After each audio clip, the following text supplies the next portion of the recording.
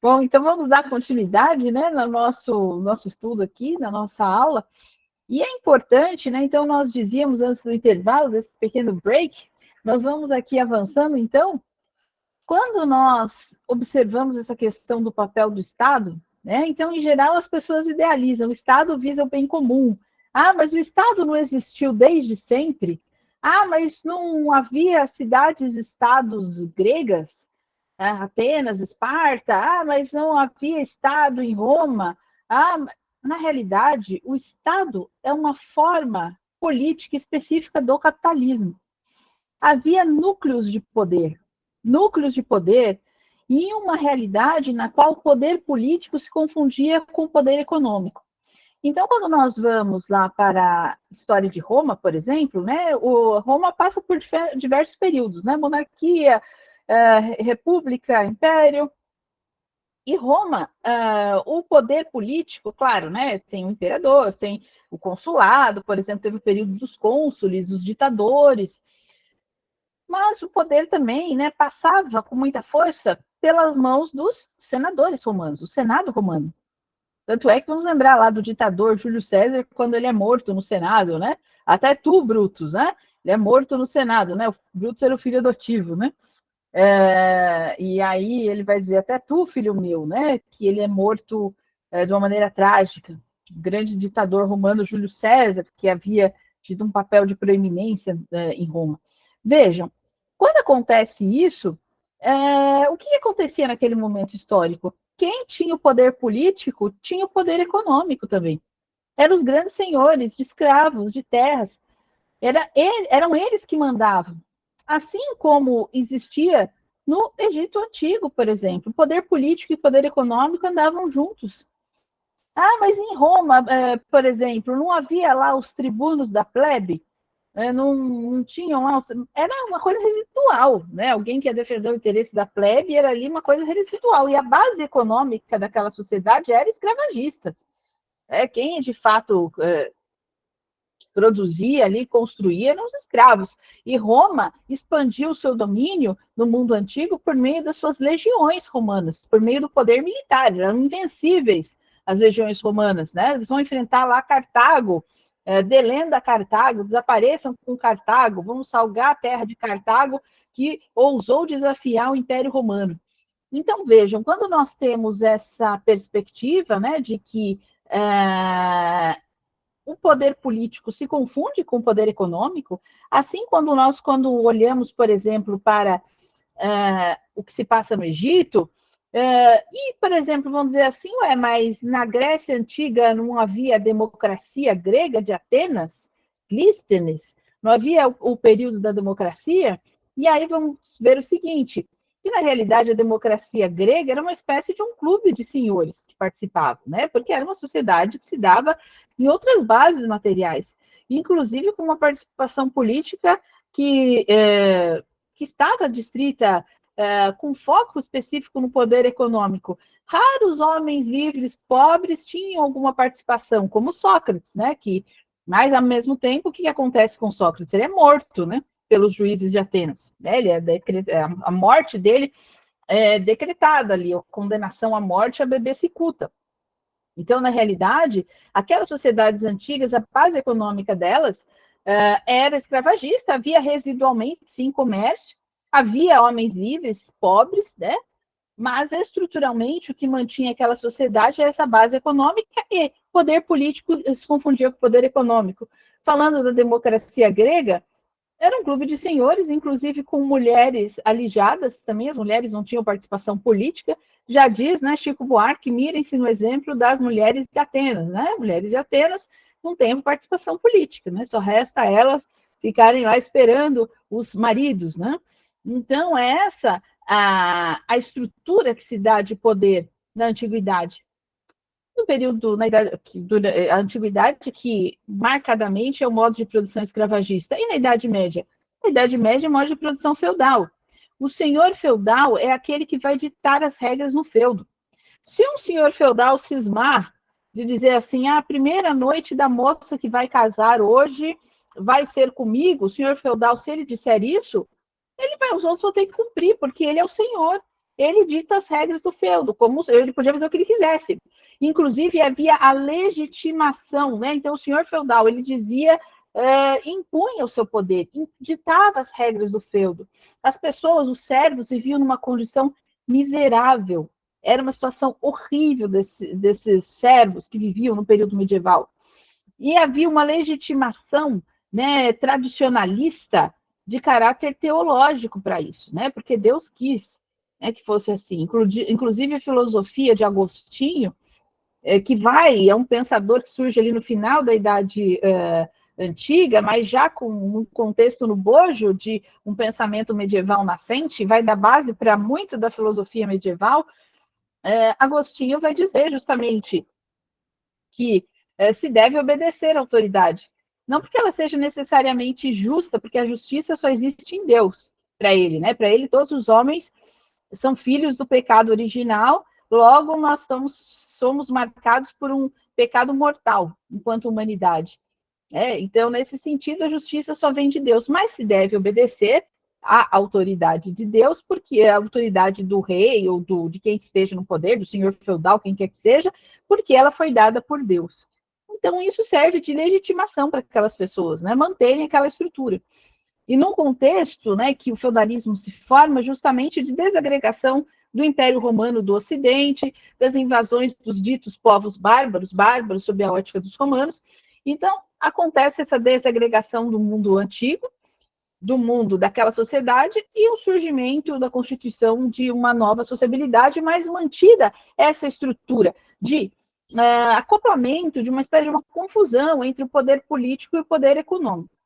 É apenas, né, a Idade Moderna vai representar uma transição, é um período de transição, por isso que nós temos o rei, mas veja, o rei ainda é uma espécie de super senhor feudal. Vamos lembrar lá do rei Luís da França, l'état c'est moi, o Estado sou eu. Então vejam, há uma confusão ali, o Estado é o rei. Mas as revoluções burguesas, elas vão se insurgir contra isso. Então a Revolução Francesa, de forte inspiração iluminista, que o mote do iluminismo é luzes da razão contra as trevas da fé, as trevas da fé que legitimavam o poder desse estamento nobre real, então isso tinha que cair por terra, e aí tem, de fato, o que marca, o que inaugura, em termos da idade contemporânea, a Revolução Francesa. A Revolução Francesa que representa, do ponto de vista político, a ruptura com aquele velho mundo. E é um processo histórico que vem se desenrolando ali na Europa, né? Então, a Inglaterra realizando a Revolução Industrial, uma série de transformações que vão ocorrendo nesses momentos. E aí, muitos vão dizer assim, né? Mas não havia escravidão nas Américas, né? No caso, os povos negros não eram escravizados, e aí até eu vi, eu não consigo ver tudo ao mesmo tempo, porque estou falando aqui falando dos assuntos, mas depois vou responder, né, para vocês, mas às vezes eu vejo alguma coisinha aqui que pula, né? Nem sempre. Mas teve uma que eu vi que alguém falou justamente que do pensamento liberal de Locke é atrelado à questão da legitimação da escravidão. E exatamente, porque na realidade aquela lógica da acumulação de capitais estava caminhando justamente com a escravidão. A escravidão que se deu nas Américas, ela se dá atrelado ao processo de acumulação capitalista, não é a mesma coisa já do que existiu na antiguidade. Tanto que ela tem essa carga, porque na realidade, como que se escravizava alguém na antiguidade? Eram os povos vencidos de guerra, majoritariamente. Havia outras formas, por dívidas, por outras coisas, mas majoritariamente eram os vencidos de guerra. E essa escravidão, ela se dá a escravidão que vai se dar já nesse contexto moderno, é uma escravidão que vai ter o caráter de racial, que vai aparecer, essa questão racial, e vai aparecer num contexto de acumulação capitalista, de expansão, né, de territorial da Europa, de acumulação de capitais num contexto de mercantilismo. E a Inglaterra, muito da riqueza da Inglaterra capitalista vem do tráfico de escravos. Porque a Inglaterra que depois vai se insurgir em face do tráfico de escravos, porque daí já não era mais conveniente para eles, e aí o Brasil vai ficar enrolando para abolir a escravidão, e vai fazer uma série de leis para inglês ver, mas essa mesma Inglaterra havia se locupletado e muito com a escravidão.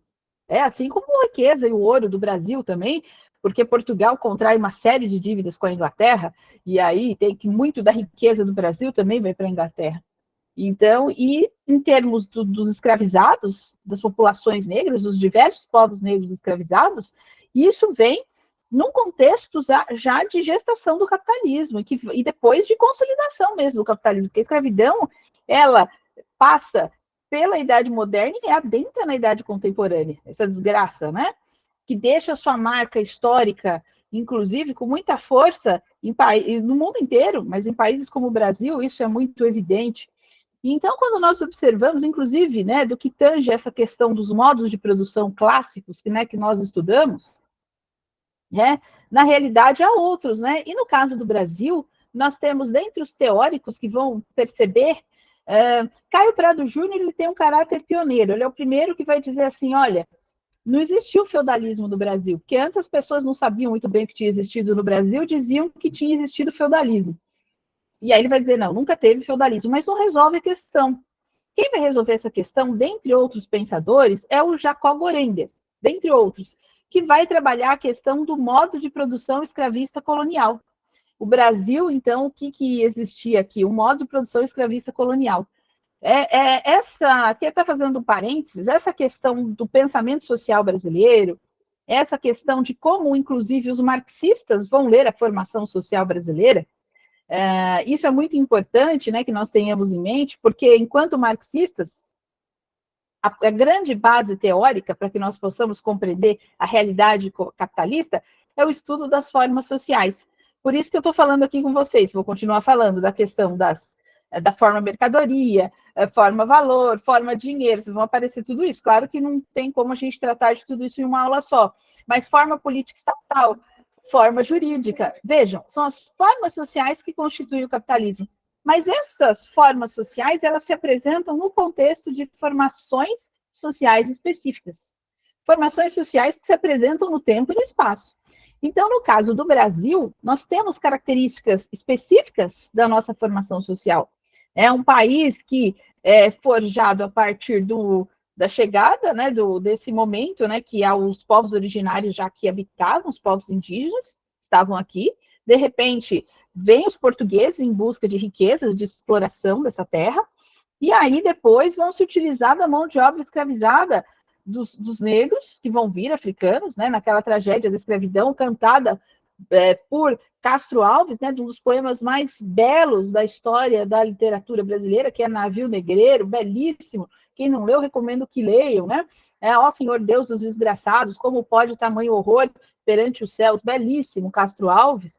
E ele vai justamente retratar o horror da escravidão. Então, o Brasil ele é forjado nesse amálgama. E depois, posteriormente, com a abolição da escravidão, nós temos o período também dos imigrantes que vão vir. Vêm fugidos ali da miséria na Europa, que também vão passar por uma exploração no trabalho, e ao mesmo tempo o Brasil vai realizar essa abolição da escravidão, mas também a população negra não vai ser alocada, né? Então, do dia para a noite, as coisas vão mudando, e se cria esse caldo de cultura do que é o Brasil hoje. E esses ecos do passado se fazem presentes.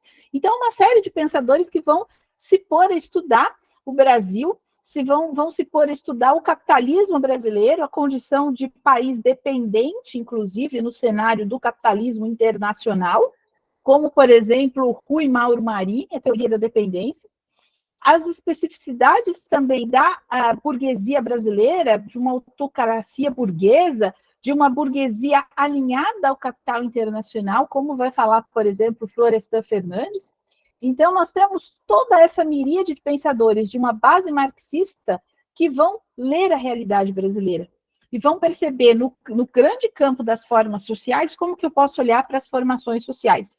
E eu faço esse parênteses porque é importante ter isso em mente e recomendo muito para quem quiser se aprofundar nessas questões e ter um panorama geral, porque às vezes são tantos pensadores, vocês vão chegar e falar, nossa, mas é Rui Mauro Marini, é Florestan Fernandes, é Caio Prado Júnior, é tanta gente estudando o Brasil. E eu recomendo muito, né, para que vocês possam ter um guia para esse estudo, e mais do que isso, mais só do que o guia de estudo, mas uma obra que permita compreender o Brasil de hoje, dos conflitos que a gente vive hoje, eu recomendo muito Sociologia do Brasil, do Alisson Mascaro. É uma obra incontornável, porque ela dá essas balizas teóricas para que vocês, a partir desse ferramental marxista, olhem para o Brasil e percebam quanto são limitadas as visões liberais, quanto que o liberalismo não tem solução para os problemas do Brasil. E mesmo as visões desenvolvimentistas, né, que vão apregoar que tem que desenvolver o capitalismo. Qual que é o problema do Brasil? É pouco capitalismo, precisamos de mais capitalismo. Mais capitalismo não resolve o problema do Brasil. Estruturalmente, tanto porque o capitalismo ele é estruturalmente explorador, quanto que, no caso brasileiro, o Brasil ocupa uma posição de dependência em face do capitalismo internacional. Então, quer dizer, não tem outro caminho a não ser o socialismo, ainda mais para um país de capitalismo periférico como o Brasil. Então, os desenvolvimentistas, né, vão se frustrar com essa leitura radical marxista. E não é o radical do jovem Marx, que está preocupado com o homem, é o radical do Marx maduro, que está olhando para a materialidade das relações sociais. Pois bem, então eu dizia acerca dessa questão do papel do Estado, que se constitui a partir do momento em que as relações de produção se tornam capitalistas. E aí, né, voltando para a questão das formas sociais, depois desse mergulho, né, desse parênteses falando do Brasil em específico, mas aqui, voltando para essa questão, quando nós olhamos, né, para a constituição, então, do Estado, o Pachucanes vai usar o termo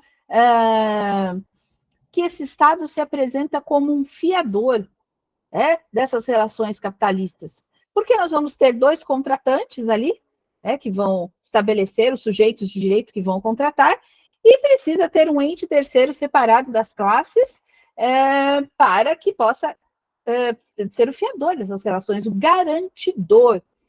E aí Pachucanes vai fazer aquela famosa indagação, que é citada muitas vezes, por que a burguesia não exerce seu poder de maneira direta? Por que tem que ter uma forma social específica? E ele mesmo vai desenvolver a resposta no sentido de que, a partir do momento em que as relações sociais se tornam jurídicas e mercantis, é necessário um ente terceiro para garantir.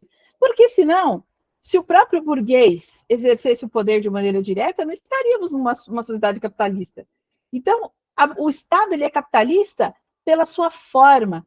E tem uma obra também notável, que eu considero a mais importante obra para tratar do Estado, né, na contemporaneidade, que é Estado e Forma Política, de Alisson Mascaro. Eu recomendo muito que leiam, estudem essa obra, porque esse livro, que é um desenvolvimento a partir de Pachucanes, a partir dos debates da derivação, e trazendo a leitura mascariana para essa questão do Estado e da forma política, percebendo que, independentemente, né, e a partir, claro, das bases marxistas, né, não basta efetivamente que se tenha, por exemplo, uma pessoa de origem proletária no poder, ou um burguês no poder. Do ponto de vista da luta de classes, vejam, existe luta de classes. O capitalismo é estruturado em luta de classes. Nós temos, sim, burguesia, proletariado, temos camadas médias, temos exército industrial de reserva, existe tudo isso. Só que, mais do que isso, existem formas sociais. Então, a luta de classes, ela atravessa o Estado.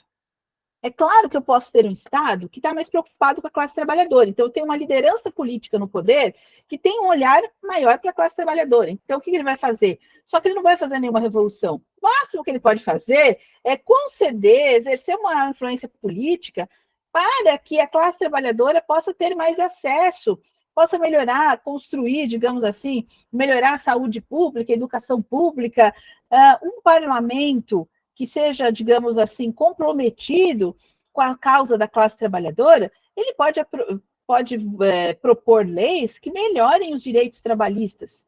E se tem alguém no poder executivo que seja ali efetivamente comprometido com a classe trabalhadora, ele vai sancionar essas leis. E um judiciário que tem um olhar para a classe trabalhadora, quando for julgar um caso, vai olhar também para essa realidade social. Então, não é que essa luta de classes não atravesse o Estado, não é que essa também, os outros conflitos que são estruturais do capitalismo, como, por exemplo, a questão do racismo, como o patriarcado, porque o capitalismo também é um patriarcado produtor de mercadorias. Como vai dizer uma grande pensadora alemã, Roswitha Schultz, que o capitalismo é um patriarcado produtor de mercadorias. Veja, a partir da plataforma marxista, compreendendo a questão do patriarcado. O patriarcado no capitalismo ele tem um caráter específico, diferente dos outros. As mulheres de Atenas também não sofriam? Sofriam, mas era um patriarcado aos moldes daquele tipo de sociedade escravagista antiga. O nosso patriarcado é um patriarcado produtor de mercadorias, com características próprias, mas historicamente as mulheres são oprimidas, né? Isso é fato. E a questão racial, né, esse racismo também está estruturado nas relações de produção capitalistas, né? Por isso falo em racismo estrutural. De fato, ele também está imbricado com tudo isso. Então, vejam, esses conflitos, eles atravessam o Estado, não tenhamos dúvida. Então, pode ser um Estado que tenha políticas públicas voltadas para a mulher, políticas públicas voltadas para a população negra, para a população indígena. Sim, mas estruturalmente o Estado é capitalista pela sua forma. Então, posso ter um judiciário que tem um olhar para a mulher, um olhar para o negro, um olhar para o trabalhador, mas estruturalmente as instituições do Estado são capitalistas pela sua forma. Então, elas são peculiares. Então, não há como efetivamente se conseguir uma transformação estrutural da sociedade a partir das formas sociais capitalistas. Não é possível. Né? Então, na realidade, é aquela imagem que o Marx vai retomar da literatura, é como sair do buraco puxando pelos próprios cabelos. Não dá para sair do buraco, vai continuar no buraco. Ou para usar uma metáfora bíblica, para aqueles que gostam de ler aí, gostam de ler a Bíblia, os evangelhos, né, independentemente da crença, sejam das mais variadas matizes cristãs, ou mesmo alguém que conhece de ouvir falar, é uma figura que Jesus dizia, não se deve pôr remendo novo em pano velho. E para os cristãos, veja, o melhor espírito Garrodi, promovendo um diálogo entre marxistas e cristãos, não se deve pôr remendo novo em pano velho. Na realidade, não se pode sair das formas sociais capitalistas por essas formas sociais. Por isso que Pachucanes, ele é um teórico também da revolução. Ele acaba sendo na esteira de Marx. Porque Marx vai bater forte no reformismo, como, por exemplo, na crítica ao programa de Gotha. Não adianta fazer reforma. É claro que é importante. Ah, professor, então ninguém vai mais lutar por direitos trabalhistas? É óbvio que isso faz a diferença entre a vida e a morte. Um aumento de salário, nossa senhora, a pessoa come melhor, a pessoa consegue dormir, pagar a fatura do cartão de crédito, comer uma comida melhor, pagar o aluguel, comprar uma casinha. Isso faz uma diferença enorme na vida da pessoa. Só que isso não resolve a estrutura social de exploração. Então, mas quando se consegue concebe políticas públicas de proteção à mulher, é importantíssimo, isso salva vidas, né? Quantas mulheres são violentadas? O Brasil está no ranking mundial aí de violação das mulheres, de violência contra a mulher, a população LGBT também, né? Quanto de sofrimento passa, o Brasil está no topo do ranking. A população negra, violência explícita, às vezes filmada, televisionada, de pessoas sendo espancadas até a morte. Isso é estrutural o capitalismo. Podemos, sim, claro, faz diferença lutar por esses direitos, no imediato pode salvar uma vida, e uma vida é preciosa. Agora, nós sabemos que isso não tem o condão de alterar a estrutura da sociedade. O próprio Malcolm X, né, vai dizer, não há capitalismo sem racismo. E tem vários teóricos que vão trabalhar essa questão, como, por exemplo, a questão da mulher, é um patriarcado produtor de mercadorias. O capitalismo é estruturalmente machista, não tem como sair dessa estrutura patriarcal sem sair do capitalismo. Então, as lutas de classe, melhor dizendo, de classe, raça e gênero, elas estão todas ligadas. Elas não são... e hoje, né, há uma cooptação, digamos assim, e às vezes as pessoas usam muito essa pecha, né, do identitarismo. Às vezes esses identitários são problemas, na realidade são lutas fundamentais entre vida e a morte. Só que por vezes as pessoas partem de premissas erradas e seguem por caminhos teóricos equivocados. Mas a luta dos trabalhadores também passou por isso. Tem um livro de um pensador altusseriano, pachucaniano, que é Bernard Edelman, que ele fala da legalização da classe operária. Como as lutas da classe trabalhadora são cooptadas pela ideologia jurídica. Então, como que os trabalhadores passam efetivamente a terem uma atuação restrita né? Então, se vai se colocar, por exemplo, questões como direito de greve e tudo mais, e isso efetivamente acaba, não que não se deva, né, ter uma organização sindical ou coisa do gênero, mas a classe trabalhadora deixa de lutar efetivamente pela transformação estrutural da sociedade. É como se colocasse um cabresto nessa classe trabalhadora. E também se coloca esse mesmo cabresto nas lutas das mulheres, na luta do povo negro, na luta dos indígenas, na luta da população LGBT. O mesmo problema, é a judicialização. É achar que por meio do direito nós vamos resolver. O direito deve ser utilizado? Sim. Estamos numa sociedade que não tem como escapar do direito. Não tem como vamos viver sem o direito. Não existe, porque se estão no capitalismo, é uma consequência direta à existência de direito e Estado. São formas do capitalismo. Mesmo a questão do abolicionismo penal, eu sou contra as prisões. Não é possível ser um abolicionista penal e defender o capitalismo, porque o capitalismo ele é estruturalmente jurídico.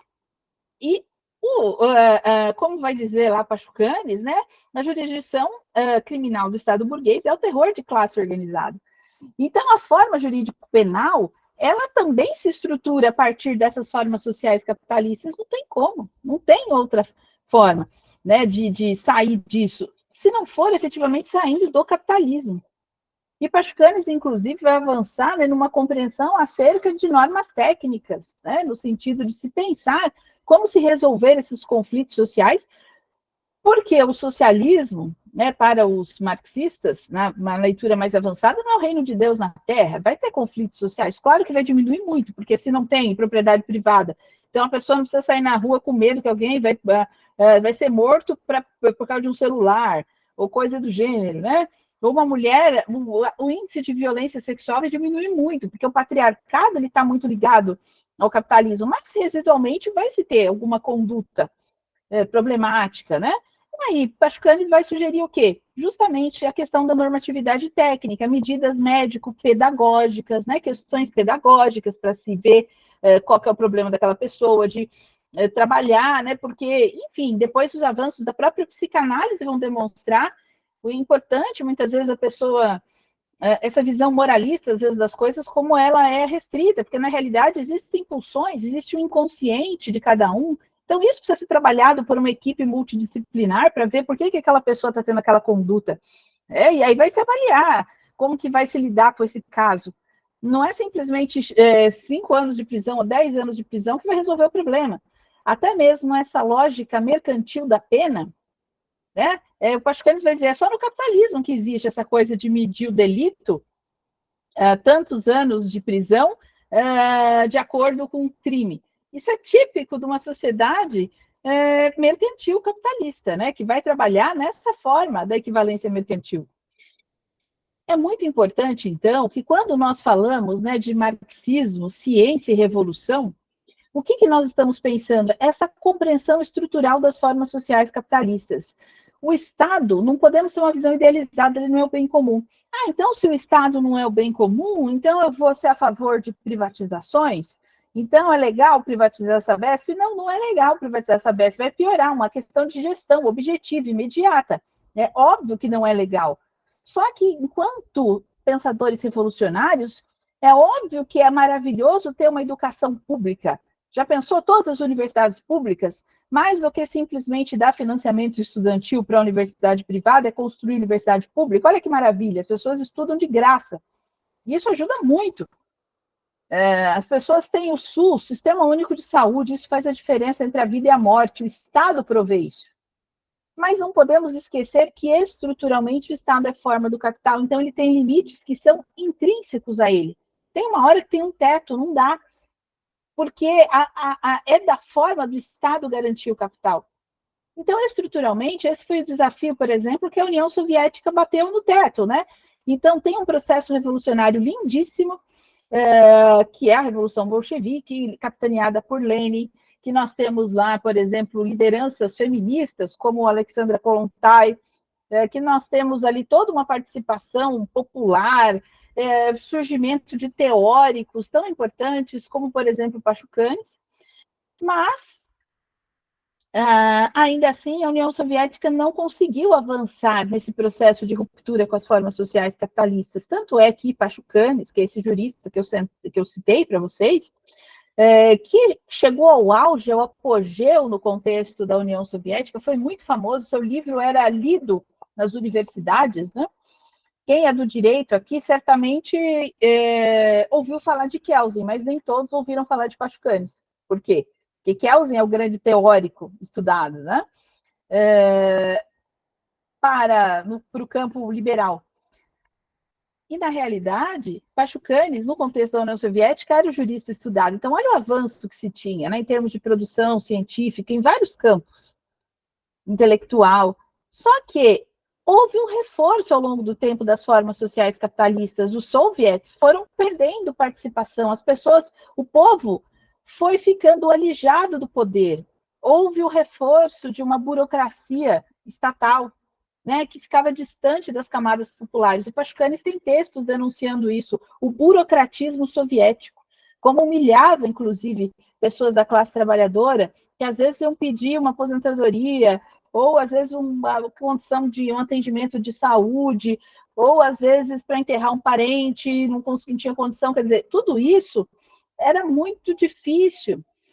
E aí, Pachucanes, ele faz essa crítica ao burocratismo soviético, ele escreve essa obra revolucionária, que é a Teoria Geral do Direito e Marxismo, que vai atacar as formas sociais do capitalismo, mas o que acontece? Pachucanes, ao longo do tempo, não obstante a proeminência política que ele adquire, ele é forçado a fazer uma série de retratações nas suas ideias, então ele tem que voltar atrás, ele precisa efetivamente não fazer uma ginástica, um contorcionismo teórico, até que ele acaba sendo morto pelas perseguições do stalinismo, capitaneado por Vyshinsky, que era o jurista do stalinismo, o promotor do stalinismo, é acusado de traidor, mesmo ele tendo revogado, né, todas as suas ideias. Inclusive, uma das pesquisas, né, acerca de Pachucanes, né, um pesquisador australiano, se eu não me engano, uma das questões que vão ser colocadas é o seguinte, que Stalin, ao que parece, ele esperou o último momento, quando Pachucanes renega textualmente a sua obra,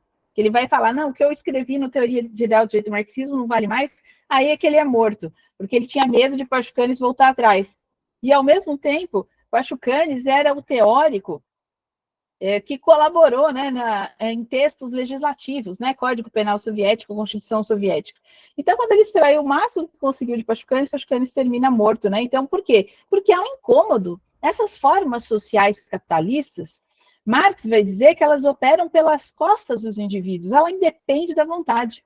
E depois, Althusser, lá na frente, quando ele vai estudar o tema da ideologia, com um aporte entre marxismo e psicanálise, porque essa é a grande sacada, né? Esses dois grandes campos, marxismo e psicanálise, esse diálogo é muito fecundo e a partir daí se extrai muito do ponto de vista teórico. A ideologia ela opera no inconsciente e constitui as subjetividades. E o coração da ideologia, onde é que está? Na ideologia jurídica. É a ideologia jurídica. Então, as pessoas só pensam em lutas por direitos. Não pensam em uma sociedade para além do direito, para além do Estado. Isso é muito difícil. Né? O inconsciente, a pessoa, ela é movida justamente pelo inconsciente. Então, é muito delicado. Então, esse aporte teórico do marxismo com a psicanálise, ele é muito rico. Ele é muito importante, e só foi possível depois da descoberta de Freud, né? Porque antes não tinha como, né? Essa questão do inconsciente. Então, esse avanço teórico, ele é notável. Então, vejam, o marxismo, ele é uma ciência que vai ter uma perspectiva de totalidade, da totalidade das relações sociais. Então, vejam, ele vai olhar a totalidade e, a partir de um método próprio, efetivamente vai compreender essas formas sociais a partir de uma abstração, mas uma abstração que está ligada à concretude das relações sociais.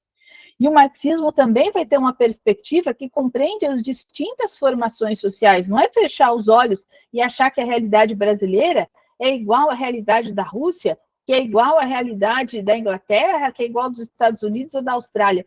Cada formação social tem as suas características. Ou a realidade dos países africanos, vejam, cada país, cada formação social, E a própria forja do que é nação também, ela é uma forja que se dá de maneira conflitiva, até mesmo com certo artificialismo, de uma imposição, né, no sentido de língua oficial, de padrões de símbolos oficiais. Então, tudo isso, né, o marxismo vai ter um olhar sobre essas questões e vai ter uma compreensão científica das determinações que efetivamente constituem a sociabilidade, com a determinação econômica em última instância. Então, nós temos uma determinação específica do capitalismo, né, a partir dessas relações de produção. É essa a grande contribuição do marxismo, a compreensão científica da materialidade das relações sociais, compreendendo as relações de produção, as forças produtivas, e construindo também uma filosofia a partir daí. Então, por isso que se fala em materialismo histórico e dialético. E a própria dialética marxista, ela é distinta da dialética hegeliana. Não é uma mera superação, é uma ruptura, efetivamente. Né? Não tem como se construir uma sociedade transformada a partir das formas sociais do capitalismo. E o que é o socialismo, então? É justamente um período de transição. É um período no qual se dá a ruptura com as formas sociais do capitalismo. É um período que não tem uma receita de bolo. Ah, mas por que o Marx... Não... Por que? Não tem, vai ter que se olhar.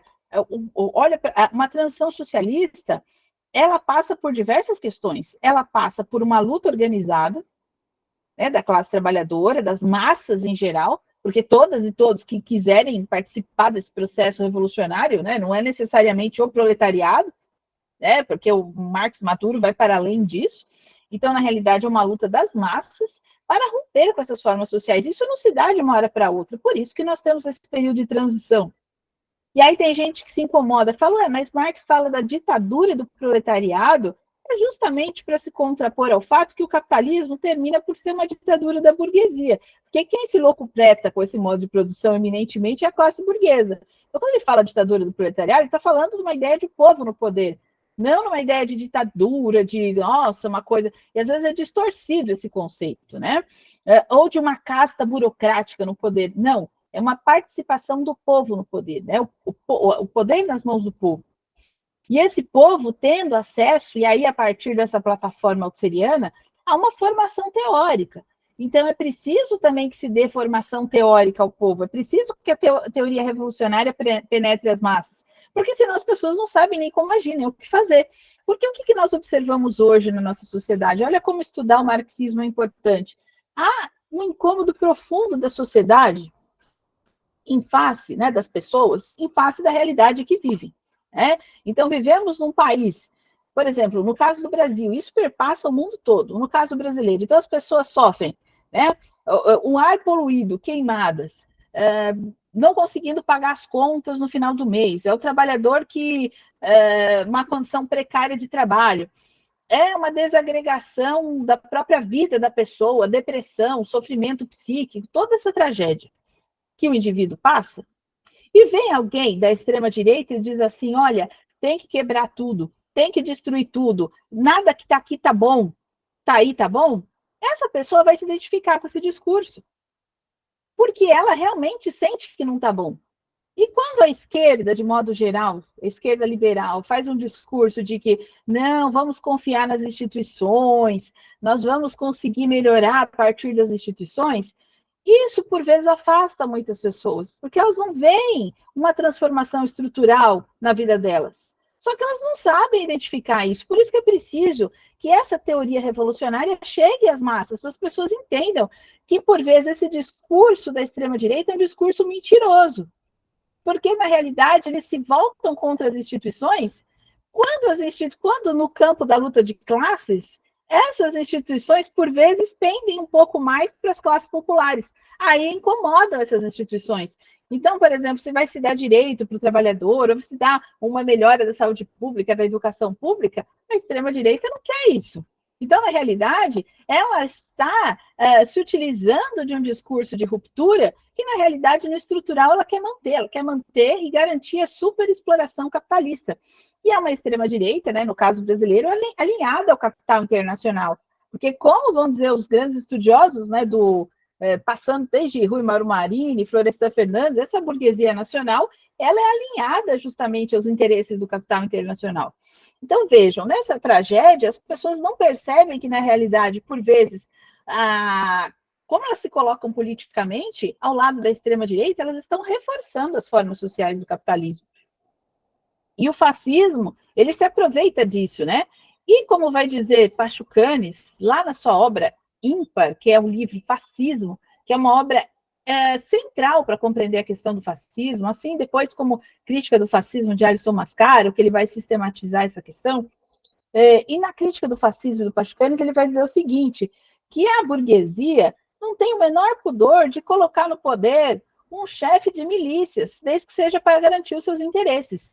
Ele vai falar dos condottieri, que eram os chefes de milícias da época, lá na Itália. Então, vejam, a burguesia não tem, o capitalismo não tem parâmetros éticos morais. Quando a burguesia fala em ética, na realidade, ela está pensando em garantir os seus próprios interesses. A luta de classes, ela existe. Né? E esses movimentos fascistas, eles visam justamente garantir o poder do capital. Porque o próprio Pachucanes, no Teoria Geral do Direito e Marxismo, vai dizer o seguinte, quando o poder, a burguesia se sente ameaçada, né, quando há um acirramento da luta de classes, se retira a máscara do Estado de Direito e se revela a violência organizada de uma classe sobre a outra. Então, essa é a desgraça que nós vivenciamos. Então, e esse capitalismo, ele passa por um acirramento da exploração. Nós falamos das formações sociais no espaço, né? Países de capitalismo dependente, por exemplo, em relação aos países centrais, mas também temos essa transformação do capitalismo no tempo. Né? Então, os modos de regulação e os regimes de acumulação vão mudando. Por isso que se fala em Fordismo, pós-Fordismo, e por isso que se tem essa perspectiva do neoliberalismo no tempo presente, dessa racionalidade neoliberal que se apresenta no contexto do pós-Fordismo e que amplia, né, essa exploração da classe trabalhadora. Então, na realidade, as pessoas às vezes ficam preocupadas. Ai, a inteligência artificial é um problema. Não, não é a inteligência artificial que é um problema, ela é maravilhosa. O problema é o capitalismo. O uso que o capitalismo vai fazer disso. Esse é o problema. Não a inteligência artificial, não os desenvolvimentos tecnológicos. É como aqueles trabalhadores na época da Revolução Industrial que começavam a quebrar máquinas, achando que o problema é a máquina. O problema não é a máquina, o problema é o capitalismo. Então, é isso que nós temos que ter em mente. E, por vezes, a burguesia, né, lança determinadas questões e desvia o foco. Os ambientalistas, por vezes, né, com a tragédia ambiental que nós vivemos no tempo presente, têm um sincero sentimento, efetivamente, de incômodo com a desgraça ambiental que nós vivemos, mas não sabem o caminho correto da luta.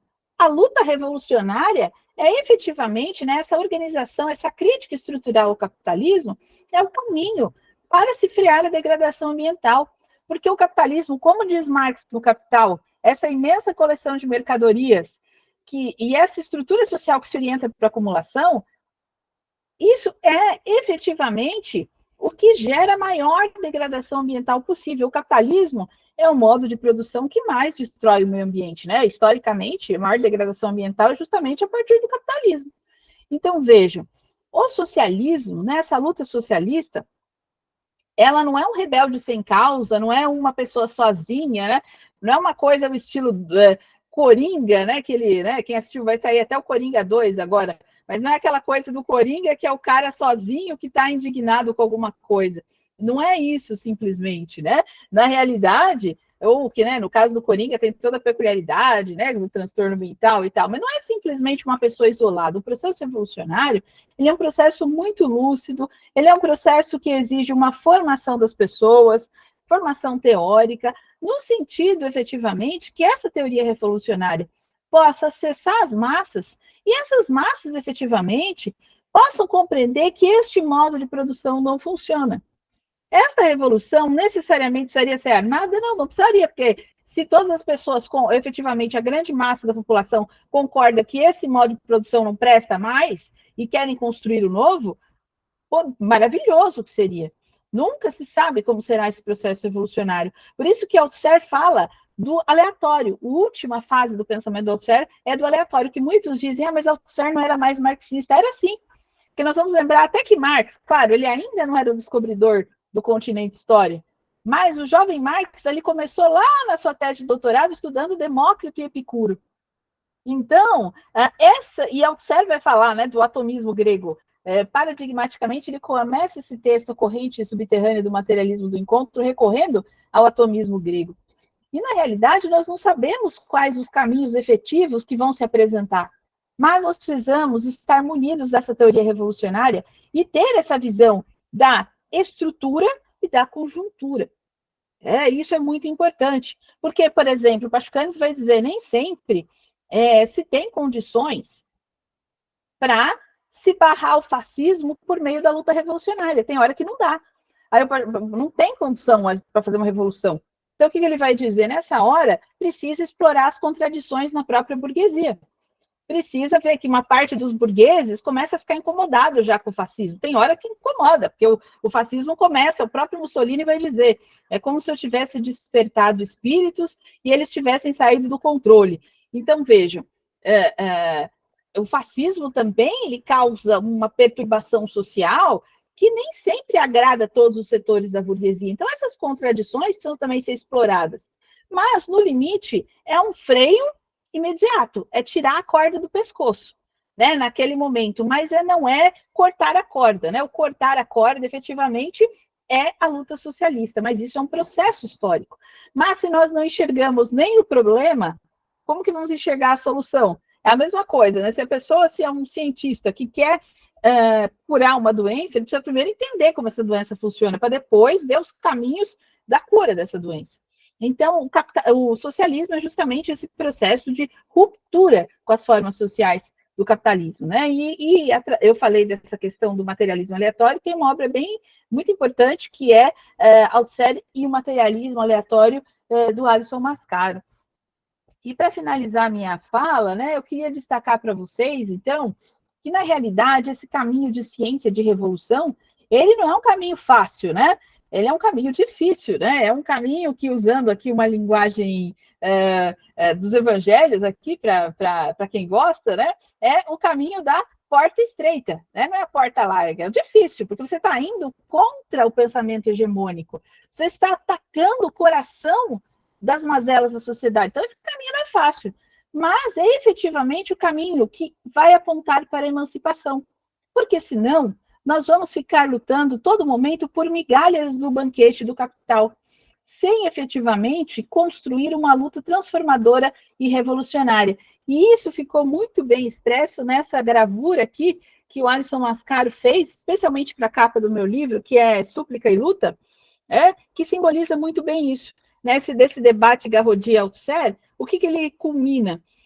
Queremos migalhas, o reformismo dos banquetes do capital, ou queremos uma transformação estrutural da sociedade que efetivamente possa fazer com que as pessoas, que cada um possa efetivamente, né, receber de acordo com a sua necessidade e produzir de acordo com a sua capacidade, uma sociedade onde essa fraternidade não seja simplesmente um mascaramento da luta de classes, mas efetivamente nós possamos viver uma sociedade na qual possamos deliberar acerca, né, dos meios de produção, possamos efetivamente frear toda essa desgraça da degradação ambiental, romper com esse patriarcado produtor de mercadorias, com o racismo, com todas as mazelas que destroem a nossa sociedade e a nossa vida. E eu falo com um público vasto, inclusive, né? A própria questão do sofrimento psíquico, que por vezes a psicanálise, né, vai trabalhar essa questão, a psicologia e todas as questões da saúde mental, a psiquiatria, na realidade, por vezes vai se enxugar gelo também, porque a causa ela não é atacada, porque efetivamente, né, uma saúde mental efetiva, nós só teremos numa sociedade efetivamente transformada. Por isso que é muito importante, né, para todos os campos do conhecimento, falar de marxismo, tendo esse dístico em mente, né, que o marxismo ele é, ao mesmo tempo, ciência e é revolução, né? Esse é o caminho da luta transformadora que o marxismo nos aponta e que é extremamente atual para o nosso tempo. Muito obrigada. Excelente, professora. Gostaria de agradecer muito essa exposição, né, que foi sensacional. Acredito que vai auxiliar aqui a todos nós, né, nesse caminho aqui. Acredito que alguns de vocês deve ser a primeira vez, né, que está entrando em contato com o marxismo, então essa exposição é uma ótima exposição assim, para a gente ter esse primeiro contato, né, conhecer um pouco dessa vasta teoria, né, dessa luta e também dessa ciência, como a professora bem salientou. Agora, né, a gente vai abrir para as perguntas, então eu gostaria de pedir para aqueles que quiserem fazer a pergunta diretamente, né, abrindo o microfone e tal, abrindo o microfone e a câmera, podem levantar a mão aí, né, pelo Meet. Então, vão levantando a mãozinha aí para a gente fazer uma filinha.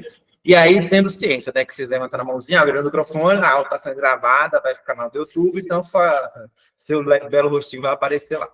Quem não quiser abrir o microfone e tal, falar diretamente com a professora, pode encaminhar as questões aqui no chat, que eu vou estar fazendo para ela depois que o pessoal fazer as questões dele. Então, podem ficar à vontade. Deixa eu ver a Felipe aqui como é que está. Então, primeiro é o Devanildo. Devanildo, não sei se eu pronunciei o nome dele certo. Devanildo, pode ficar à vontade. Obrigado, meu caro. Pronunciou certinho. Olá, professora Juliana, tudo bem? Prazer revê-la. É sempre uma alegria, é um privilégio, uma satisfação ouvir a senhora. E hoje, especificamente na aula de hoje, foi super interessante, em certa medida, relembrar de algumas partes da aula do professor Alisson de 20 dias atrás, onde ele explicou bem pormenorizadamente boa parte do que a senhora explicou hoje. E eu tenho uma certa dúvida e um certo questionamento a respeito do estado da técnica que a gente vem vivenciando hoje, especificamente quando a gente fala das potencialidades ofertadas pela aquilo que alguns chamam de sociedade da informação, era da informação, e por aí vai. Hoje a gente vem vivenciando essa espécie de transformação digital, onde, especificamente, alguns mecanismos vêm ganhando um protagonismo muito acentuado, como é o caso da inteligência artificial, especificamente a inteligência artificial generativa, e também a gente enxerga uma espécie de um horizonte muito promissor nesse sentido, principalmente quando a gente olha para a computação quântica. Inclusive, da Universidade de São Paulo, a gente já tem uma série de estudos demonstrando que, possivelmente, num intervalo de tempo não muito distante, a gente vai se deparar com um universo ainda muito mais sofisticado do que a gente tem hoje. E minha indagação é no seguinte sentido, professora.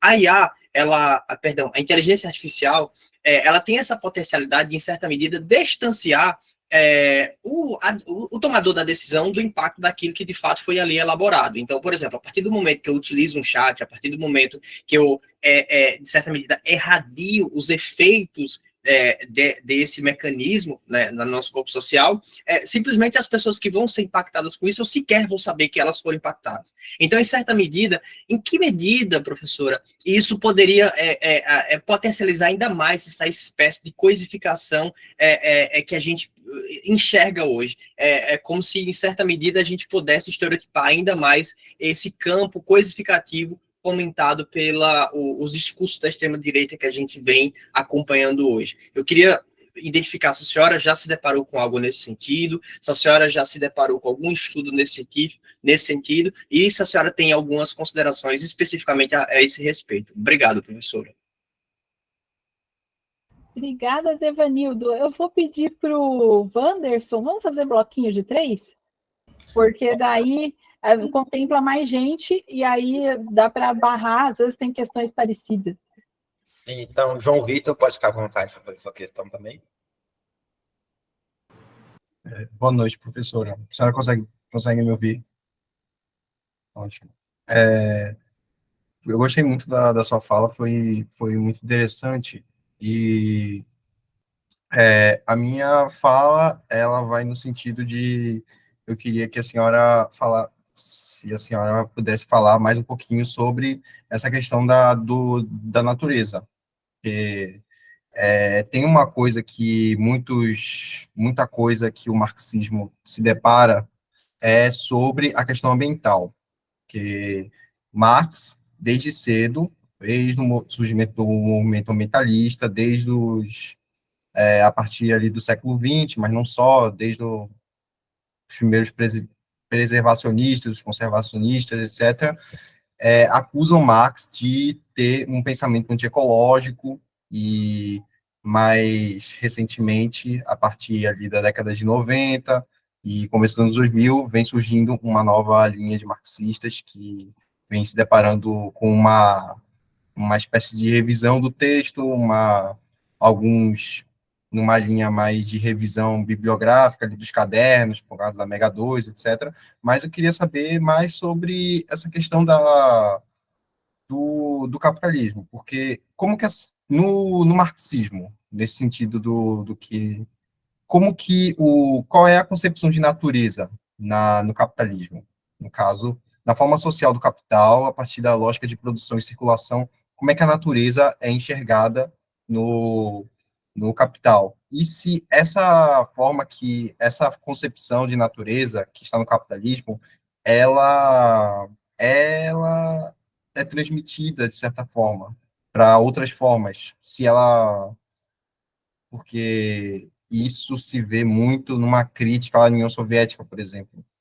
Num Estado social, muitos ambientalistas criticam a União Soviética e muitos socialistas porque se diz que socialismo não é necessariamente uma revolução proletária, não vai levar necessariamente a uma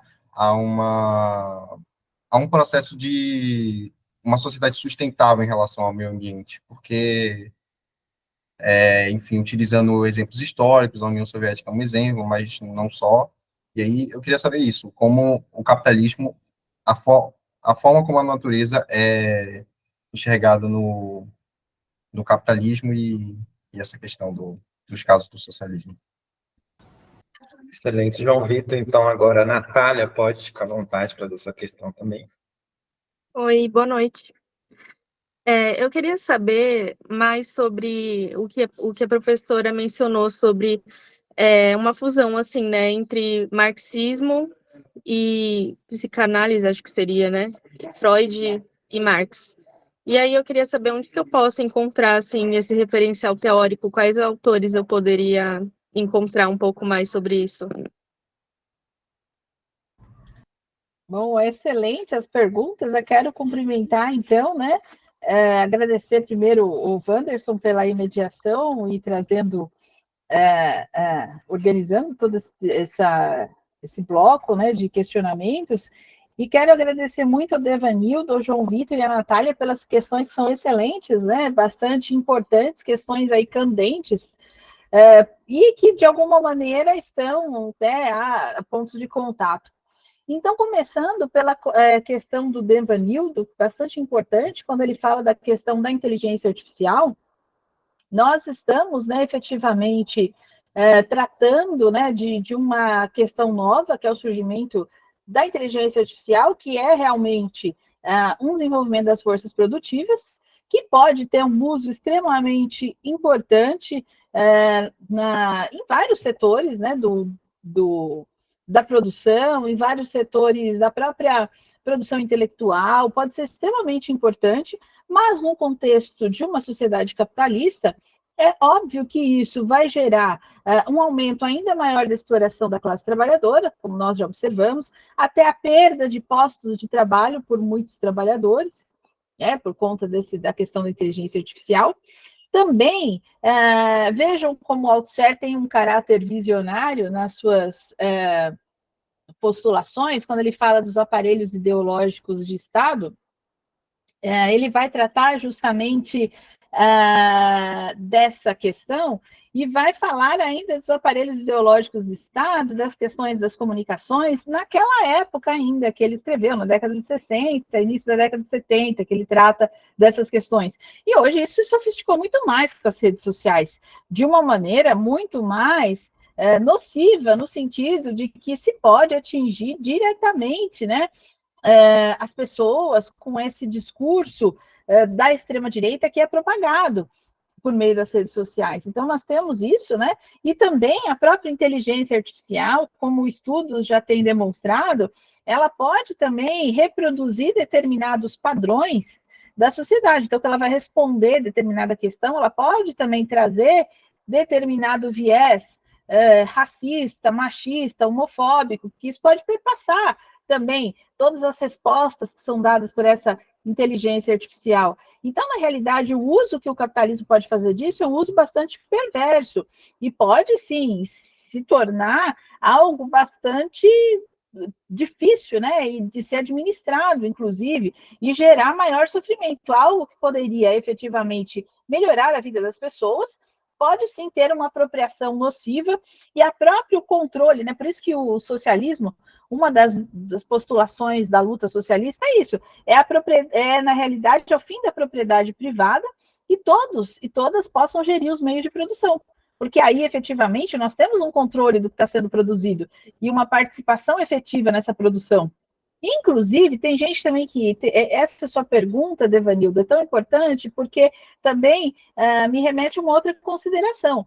Porque, de modo geral, tem gente que pensa que socialismo é simplesmente a pessoa viver de uma maneira sem desenvolvimento tecnológico.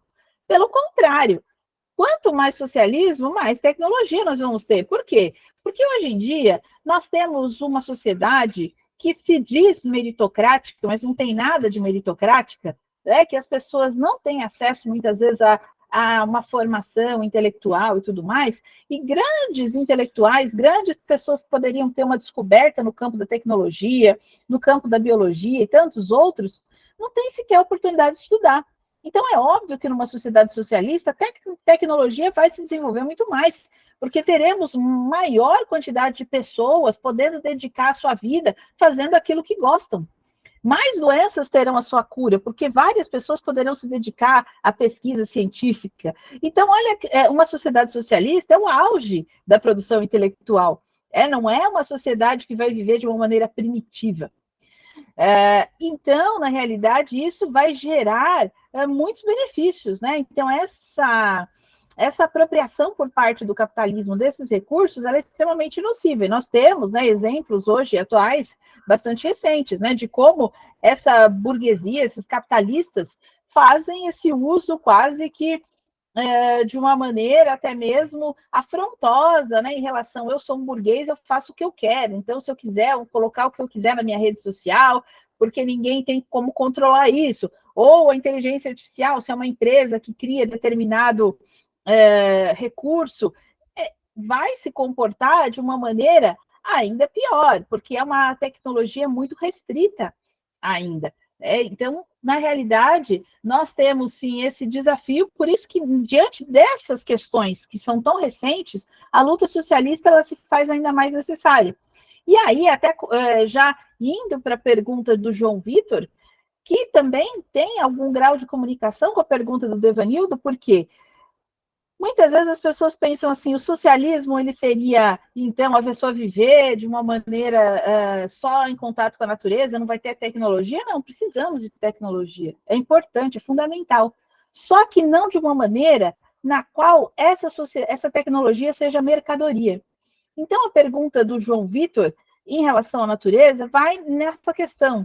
Ele fala assim, como que o capitalismo trata a natureza? Que, na realidade, né, essa terminologia se falava muito de natureza, e depois as ciências sociais, de modo geral, vão trabalhar a questão do meio ambiente, a questão ambiental. Como que é, né, essa questão da natureza, inclusive, historicamente, ela vai mudando, né? Dependendo do tempo histórico, como se define a natureza e como se dá essa relação com a natureza, ela vai mudando historicamente. Fato é que o capitalismo se apropria de tudo, e tudo se torna mercadoria. Então, os recursos naturais, tanto, né, a fauna, a flora, tudo isso se torna mercadoria no capitalismo, por isso que se passa por cima dos interesses, não se tem uma preocupação ambiental, na realidade, efetivamente, se tem a presidência de uma lógica mercantil. O capitalismo vai passar por cima, porque até mesmo, né, nesse capitalismo que nós precisamos de tecnologia, você precisa de minério também para produzir tecnologia, você precisa de explorar também, porque tem gente que acha que vai se ter, não, agora com tal coisa vai ter uma energia limpa. Na realidade, enquanto tiver mercadoria, vai ter superexploração, vai ter degradação ambiental, não tem como fugir, porque essa natureza, esse meio ambiente, ele se torna mercadoria também, o capitalismo enxerga como mercadoria, ele se apropria, ele passa por cima, não tem limite ético para o capital. O que nós vimos na pandemia do Covid-19, que as pessoas tinham que ir trabalhar, muitos faziam aquele discurso, que parar nada, vai trabalhar até morrer. Essa é a lógica do capitalismo. Não interessa se vai morrer, não interessa se vai degradar o meio ambiente. Interessa que eu preciso acumular capital. O capitalismo se orienta para acumulação. Então, o meio ambiente se torna mercadoria. A biodiversidade, as plantas, os animais, os rios, tudo está preso a essa lógica mercantil.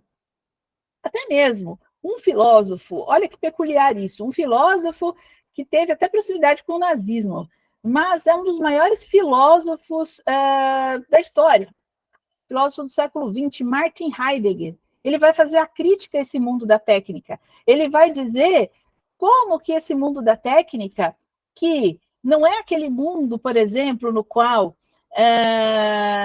os rios, né, da Alemanha eram louvados pela poesia e as pessoas viviam em harmonia com aquela natureza. A técnica vem e destrói tudo. A técnica vem e constrói a hidrelétrica. Veja, Heidegger não chega ao marxismo. Ele não chega a falar, olha, o capitalismo transforma tudo em mercadoria. Mas ele faz essa crítica, né? Ele é um pensador que vai valorizar a arte aos moldes antigos em detrimento da técnica. A técnica é a destruição. Então, vejam, e o capitalismo, na realidade, o problema não é nem a técnica, o problema é a mercadoria. Tudo se torna mercadoria. Então, vamos passar por cima do meio ambiente, porque precisamos lucrar.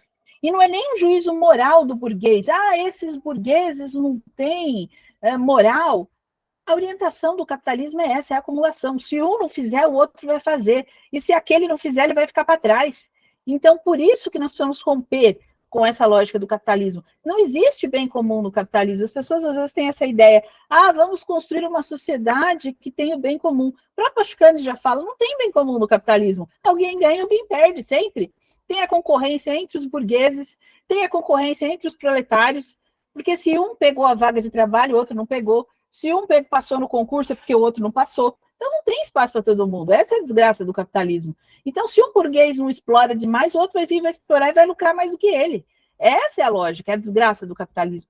Por isso que o meio ambiente, essa degradação ambiental, todo esse discurso ambientalista vai ser um enxugar gelo. Se os ambientalistas, aqueles que têm um comprometimento com essa questão, não atacarem o coração, que é o capitalismo, vão ficar enxugando gelo.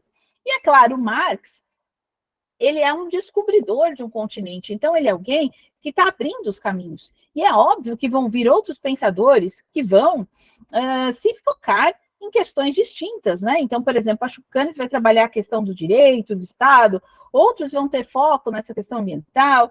Até historicamente, nós temos diversos pensadores, a questão LGBT, por exemplo, Mário Miele.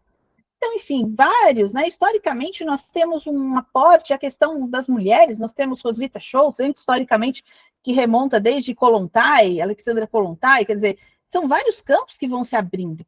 Marx descobre essa nova ciência, esse continente história, mas daí as coisas vão avançando. Mas quando Marx está atacando justamente essa estrutura mercantil, ele está atacando o coração da degradação ambiental. É ali que está. Porque senão vai se enxugar gelo. Vamos defender práticas sustentáveis. É óbvio que nós, do ponto de vista imediato, numa consulta popular, se tivermos algum cargo público, se tivermos algum poder de gestão, é óbvio que vamos defender políticas públicas ambientais. É óbvio que vamos defender que existam normas, direito ambiental, que freie essa degradação ambiental. Mas nós sabemos que isso é enxugar gelo. Assim como, vamos defender marcos que regulem a internet, né? Como a pergunta da questão da inteligência artificial, sim. Vamos na medida de um uso ético da inteligência artificial, sim, vamos defender. Agora, nós sabemos que tudo isso é enxugar gelo. Direito das mulheres, direito da população LGBT, direito da população negra, da população indígena, direito do trabalho, é importante, no imediato mas no estrutural não altera as condições. Por isso que o marxismo ele é incômodo, porque seria mais fácil resolver as coisas, né, de uma maneira que parece ser mais simples, mas na realidade isso é simplesmente, né, se tratar ali o imediato e sem se curar a causa. É como alguém que está com câncer, ele pode tomar o remédio para dor, ajuda? Ajuda muito. Uma pessoa que estiver com uma dor horrível, passando por um câncer, nossa senhora, ele toma um remédio que tira a dor, vai resolver muito, mas não cura o câncer.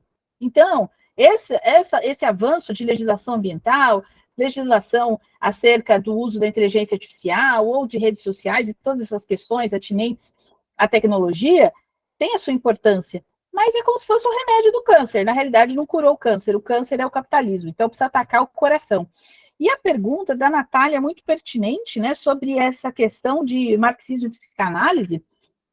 Olha, historicamente, né, essa questão ela é tratada, né, por diversos, historicamente, vários pensadores, né, então remonta aí à escola de Frankfurt, vai passando adiante no campo do marxismo, até depois chegar em Zizek, atualmente, né, então uma série de pensadores que vão fazendo essa relação entre marxismo e psicanálise, e eu recomendaria, né, os estudos, né, dentre vários, né, que aparecem, né, mas as leituras dos textos do próprio Althusser, que tem escritos sobre a psicanálise, tem textos, né, fácil de localizar, escritos sobre a psicanálise, Freud, Lacan, Lacan, Marx, ele vai tratar toda essa relação do marxismo com a psicanálise, e Althusser é um pensador que escreve de uma maneira muito objetiva, não é um texto difícil de ser lido, é um texto agradável de ser lido, então eu recomendaria que busque os escritos de Althusser sobre marxismo e psicanálise, sobre a questão da psicanálise, sobre a relação entre Freud, Lacan, Marx, é fácil de conseguir, e também, né, para se ter, aí eu deixo para todos essa recomendação, porque, nossa, mas são tantos assuntos, como que eu posso ter um padrão para eu localizar bibliografia?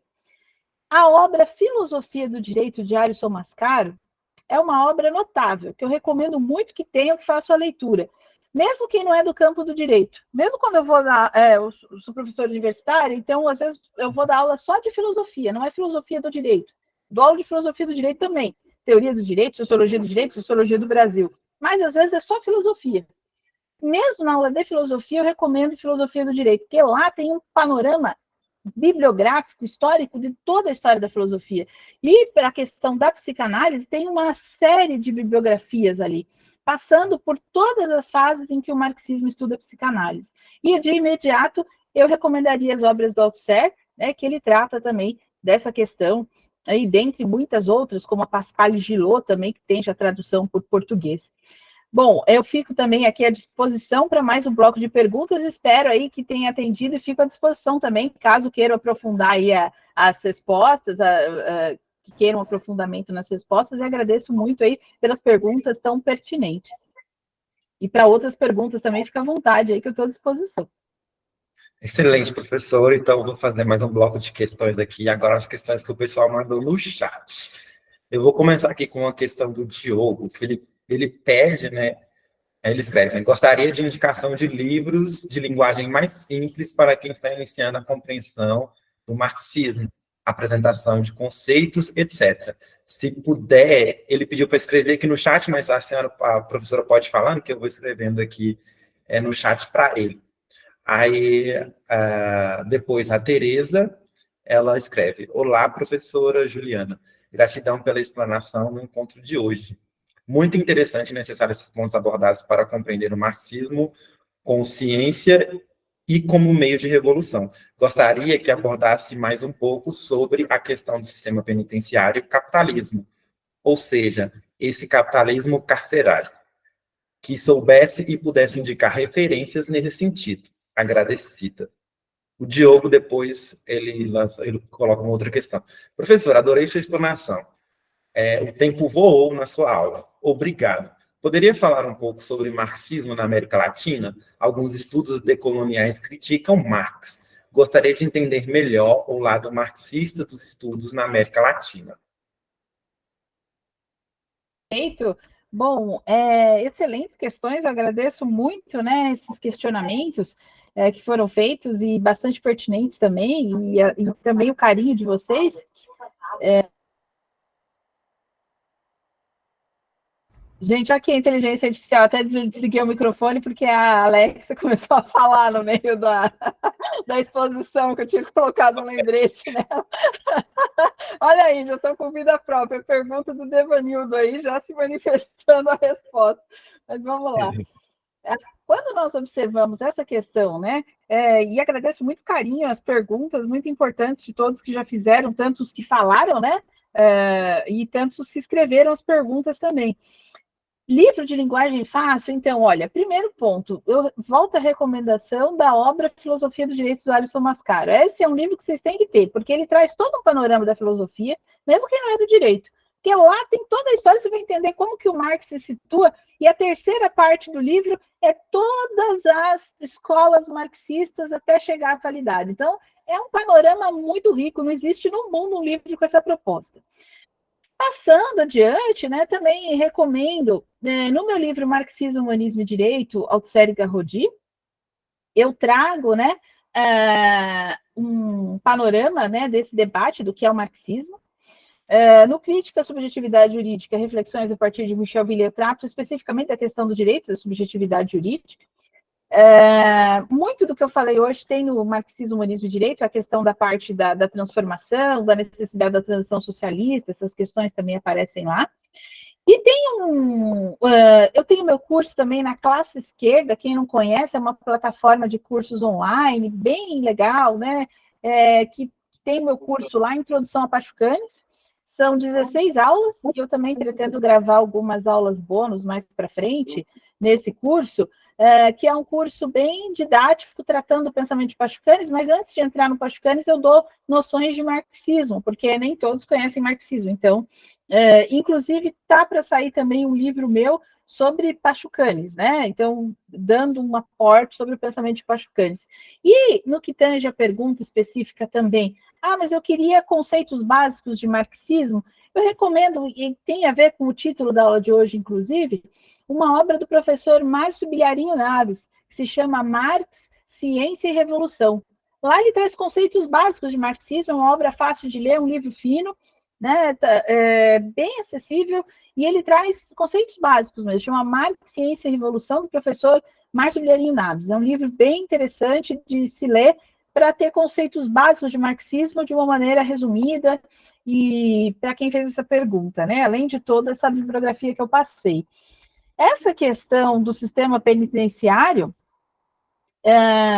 e como que o marxismo, né, enxerga essa questão do próprio direito penal, de início, para começo de conversa, o próprio Pachucanes, né, na obra Teoria Geral do Direito e Marxismo, nós temos lá um capítulo específico no qual o Pachucanes vai tratar especificamente do direito penal, né, e vai avançar nessas questões, mostrando efetivamente como que o direito penal se apresenta no capitalismo de uma maneira na qual a própria questão da pena passa a se estruturar de uma maneira distinta, então ela passa a ser medida em tempo de privação de liberdade. E também, né, nós temos uma perspectiva teórica no sentido de que o Pachucanes vai perceber a especificidade histórica dessa forma jurídico-penal e como essa forma jurídico-penal também se apresenta num contexto de acirramento da luta de classes. Então, que o direito penal do Estado burguês é o terror de classes organizado. E o que nós vemos, né? Quem é a maioria da população carcerária? Majoritariamente pessoas pobres. E tem a questão racial também que entra nesse aspecto, né? Então, vejam, né? Pachucanes já traz essa questão da luta de classes, né? A população pobre é majoritariamente a população carcerária. E aqui, autores que vão trabalhar isso, bom, no meu curso sobre introdução a Pachucanes, crítica marxista do direito da classe esquerda, eu trago, né, bibliografia sobre isso.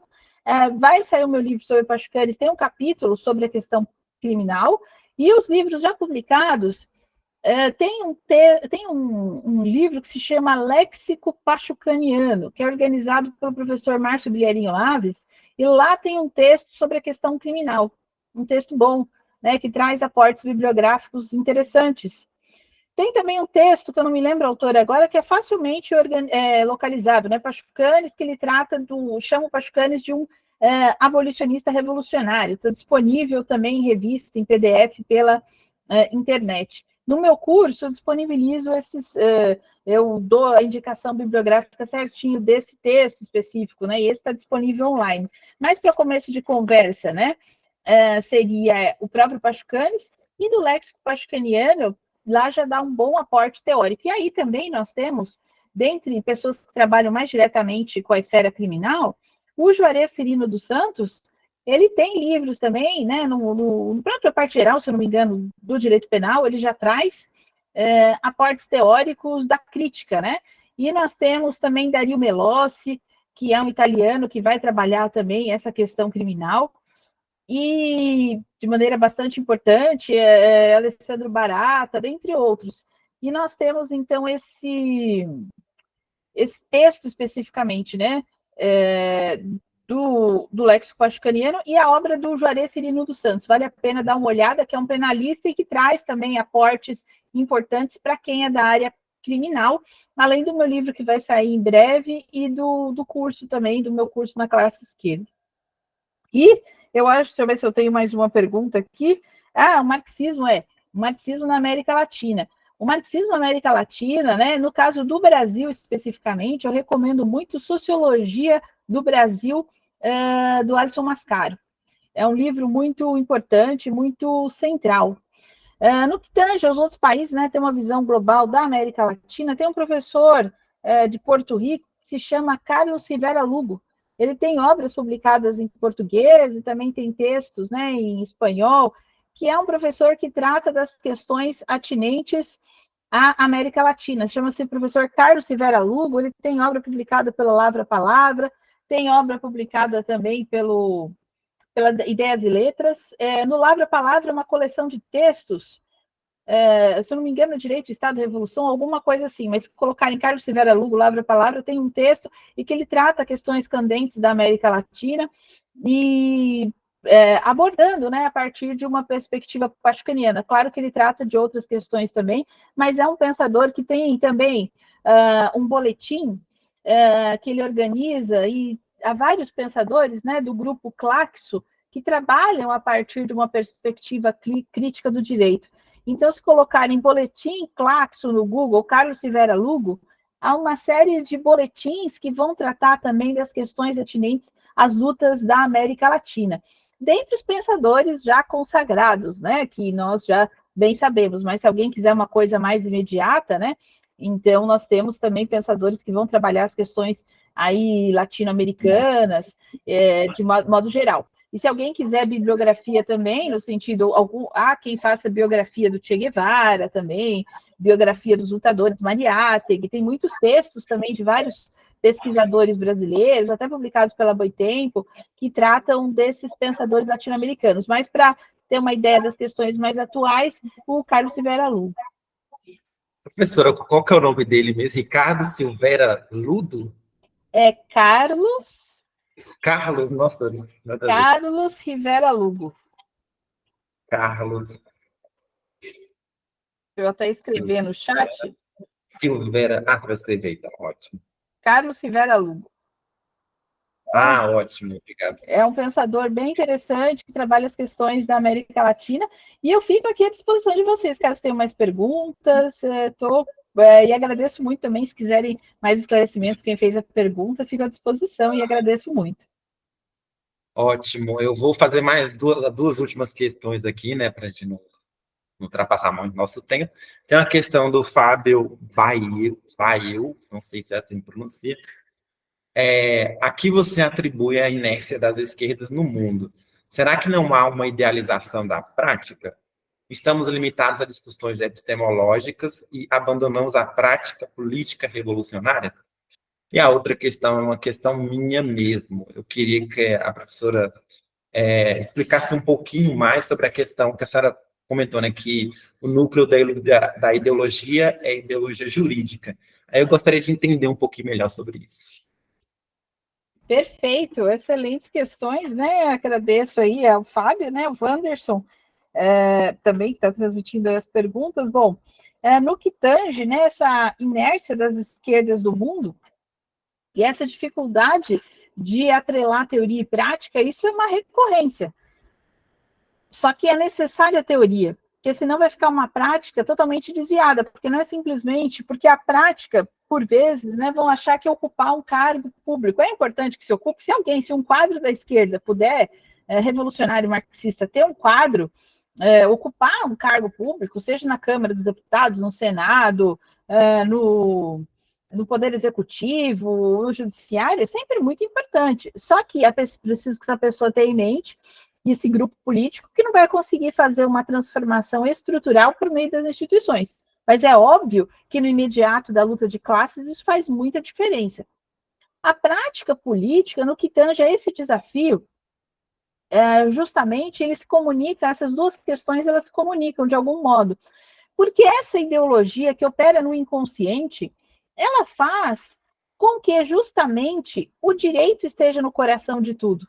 Assim como, né, na Idade Média estava a religião, porque se você é pobre, é porque Deus quis, e se você é rico, é porque Deus quis também.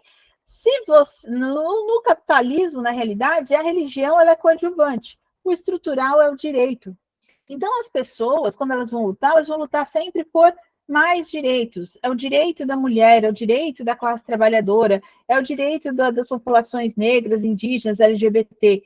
E nunca, efetivamente, uma alteração estrutural da sociedade. Ninguém coloca o capitalismo em xeque. Então, na realidade, se naturaliza essas relações de produção, se naturaliza a própria propriedade privada, a subjetividade jurídica. Então, isso tem implicações fortíssimas. Se naturaliza as relações de propriedade, como se fosse normal, efetivamente, algo perfeitamente inerente à condição humana, que nós tivéssemos pessoas agora que estão sem teto, sem casa, ou morando em casas de palafita, ou em ambientes insalubres, enquanto outros estão vivendo em mansões. Mas a propriedade privada deve ser defendida a todo custo. Essa ideologia da propriedade privada, ela opera no inconsciente. Tanto é que, se nós formos fazer uma pesquisa com as pessoas, qual que é o principal problema do Brasil? E esse discurso foi recorrente, utilizado, inclusive, de maneira enviesada por parte da direita. O problema é a corrupção. Ninguém fala o problema é o capitalismo. O problema é a corrupção, o problema é o ladrão de celular, o problema é... No imediato, é um problema a corrupção. É um problema a pessoa ter o celular e ter os dados roubados. É uma desgraça isso, para a pessoa recuperar aquilo tudo. Horrível. Agora, do ponto de vista estrutural, não é a partir da propriedade privada que nós vamos resolver os problemas. Então, quando a pessoa naturaliza essas relações de propriedade, naturaliza essa lógica contratual, isso opera no próprio inconsciente. Que a pessoa tenha que comprar e vender coisas, que tudo seja presidido pela lógica mercantil, essa ideologia ela constitui a subjetividade. Nós não conseguimos sequer pensar em uma sociedade organizada de outra forma. Tanto é que em várias palestras e aulas, muita gente às vezes vai dizer assim, né? Quem tem dúvidas acerca do marxismo, mas então o socialismo vai ser uma bagunça, porque não vai ter organização social, porque as pessoas justamente confundem ter uma organização social com forma jurídica, com a forma do direito, que enxerga os indivíduos como sujeitos de direito. Inclusive, essa questão tem uma comunicação muito interessante com a psicanálise. Por isso que o marxismo se comunica com a psicanálise. Porque a própria psicanálise vai demonstrar que, na realidade, quando se fala, eu sou livre, eu conscientemente me conheço, na realidade, nós não nos conhecemos, né? Porque existe a estrutura do inconsciente. Então, essa perspectiva do sujeito consciente, ela se comunica muito com a perspectiva do sujeito de direito. Por isso que esse marxismo que opera nessa chave da mera consciência de classe, ele desconsidera a temática da ideologia, dos aparelhos ideológicos, ele erra de estratégia, porque ele não percebe que a questão é muito mais complexa e sofisticada. Então, o direito ele é a base fundante do capitalismo. Porque para que eu possa garantir a propriedade privada, o que estrutura a noção de propriedade privada é o direito. É o direito, é o sujeito de direito proprietário, que é livre, que é igual. Então, e nesse contexto, fica muito difícil se romper com essa lógica, com essa estrutura, porque isso está arraigado nas pessoas. Tanto é que, olha o impacto que tem isso do ponto de vista psíquico. As pessoas, coitado do pobre que deve para o cartão de crédito, né? Não precisa nem ser muito pobre, não, né? Todos são sujeitos aí à dívida do cartão de crédito, as classes médias, enfim, e todas, né? As camadas médias, é a desgraça das dívidas. E aí qualquer pessoa vai dizer assim, não, mas o problema é que eu não sei gastar o meu dinheiro, eu sou uma pessoa que não não sei usar os recursos, ele vai fazer curso para saber como gerir as finanças. Gente, nós temos uma sociedade mercantil em que a pessoa é bombardeada com diversas propagandas e que os recursos financeiros das pessoas são escassos, são poucos. Então, é tudo a pessoa empurrada para o abismo de dívida, de pobreza, de desespero para pagar conta. E a pessoa, no normal, ele coloca, né, digamos assim, na média das pessoas, qual que é o discurso predominante? Precisamos dar aulas de educação financeira. As pessoas... Ajuda, mas não vai resolver estruturalmente. Estruturalmente, essa sociedade que trabalha na ótica da exploração e que acredita que meritocraticamente o rico, ele é rico porque ele trabalhou mais, porque ele é mais astuto, porque ele é mais inteligente. Por isso que ele é um burguês. E o pobre, coitado, ele é um fracassado, ele é um loser, é um perdedor.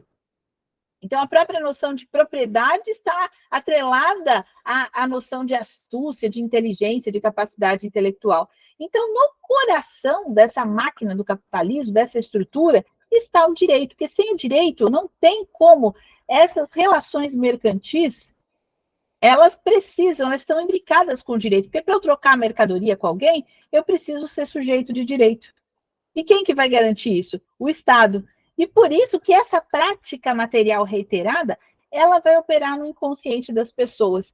E aí, para responder a pergunta, né, até para quem eu trabalho essa questão mais aprofundadamente no meu livro Marxismo, Humanismo e Direito, Althusser Rodi, dessa questão da ideologia jurídica no coração do capitalismo, e também aí fazendo o link com a pergunta do Fábio, tem um texto que é fantástico, vocês precisam ler, do Alisson Mascaro, está no blog da Boitempo.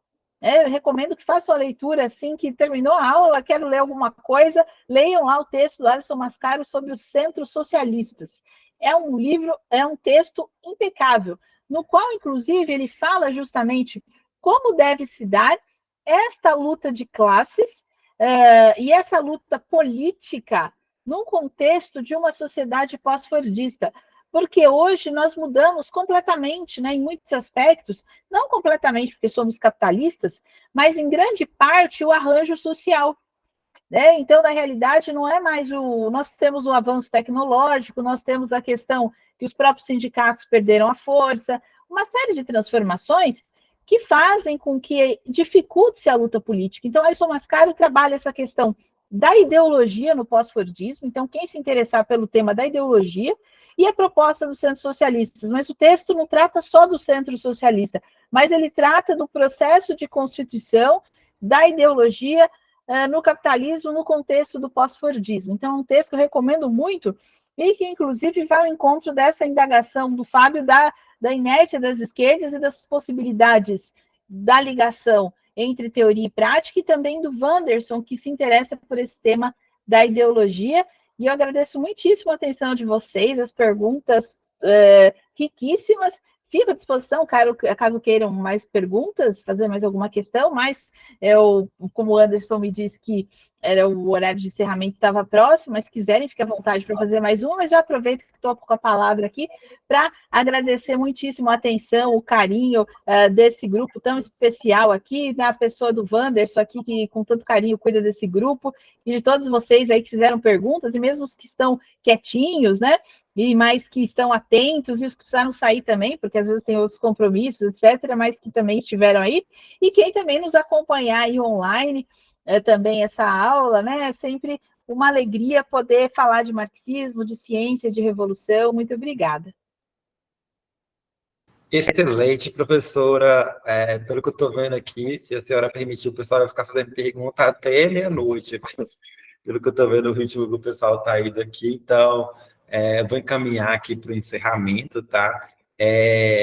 E uma coisa que eu sempre gosto de fazer, né? A nossa lista de presidente sempre deixa um campo lá para o pessoal fazer alguns comentários sobre o encontro, né? Eu sempre gosto de ler, né? Já que esses comentários sempre dizem respeito aos nossos convidados, né? Então, eu vou ler aqui alguns comentários que o pessoal deixou em relação ao encontro de hoje.